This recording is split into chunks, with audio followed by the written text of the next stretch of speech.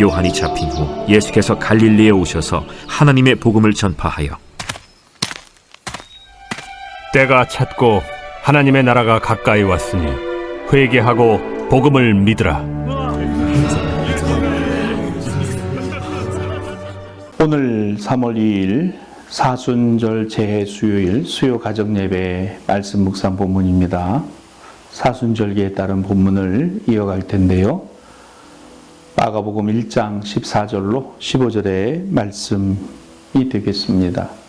갈릴리 그리고 예수님의 길이라는 제목으로 함께 은혜를 나눕니다.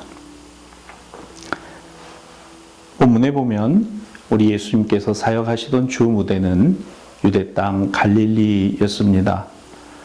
그때나 지금이나 갈릴리는 이스라엘의 젖줄이나 마찬가지였습니다. 이 호수의 발원지는 이스라엘 북쪽 헬몬산으로 일명 변화산이라고도 불리웁니다. 지난 주일 주님 변모주일의 배경이 된 곳이기도 하죠. 해발 1968m로 정상 부근은 만년설이 덮여 있으며 현재 이스라엘과 시리아의 북쪽 국경을 이루고 있는 곳이지요. 그래서 이 산 아래 발원지가 텔단이 되는데요. 구약 성경은 이스라엘의 영토와 지경을 북쪽 단에서부터 남쪽 브엘세바까지라고 말합니다. 여기서 단이 바로 텔단입니다. 이렇게 발원하여 갈릴리로 흐르는 강이 바로 요단강이 되는 것이고, 이 수량이 모여 호수가 되는데 바로 갈릴리가 호수입니다. 둘레는 약 53km, 남북 길이가 21km, 평균 호수의 폭은 12km, 깊이 25m에서 가장 깊은 곳은 210m에 이르는 바다와 같은 호수입니다. 그래서 유대인들은 갈릴리를 그냥 호수가 아닌 바다라고 부르기도 하는 것이죠.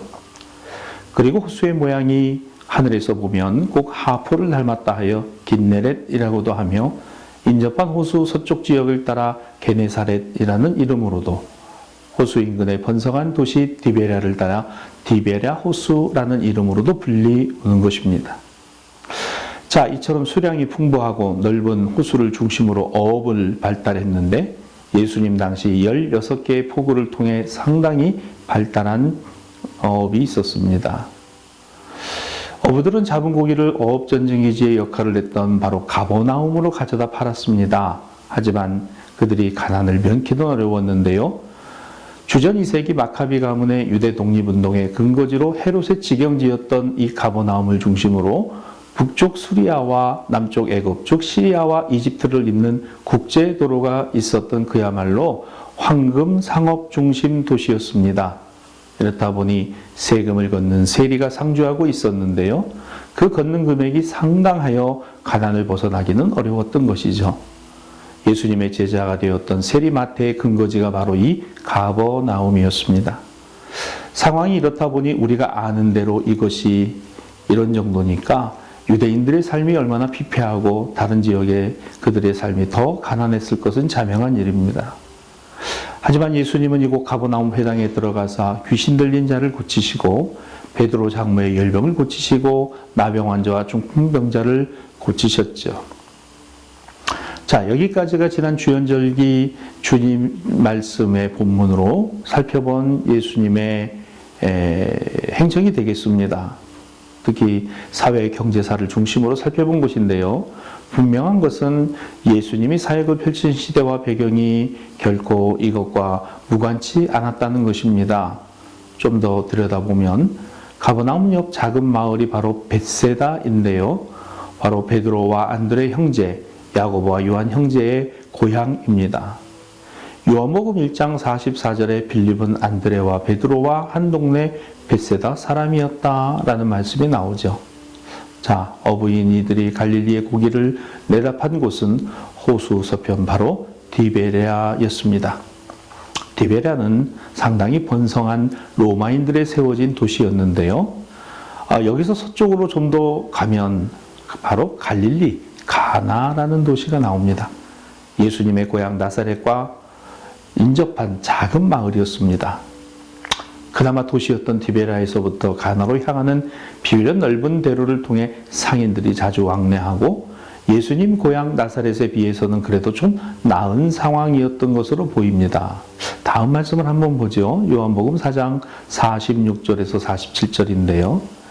예수께서 다시 갈릴리 가나에 이르시니 전에 물로 포도주를 만드신 곳이라 왕의 신하가 있어 그의 아들이 가버나움에서 병들었더니 그가 예수께서 유대로부터 갈릴리로 오셨다는 것을 듣고 가서 청하되 내려오셔서 내 아들의 병을 고쳐 주소서 하니 그가 거의 죽게 되었습니다.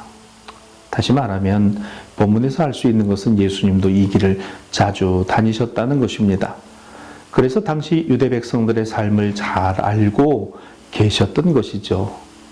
뿐만 아니라 예수님의 제자가 된 빌립이 바로 이 갈릴리 가나 사람이었습니다.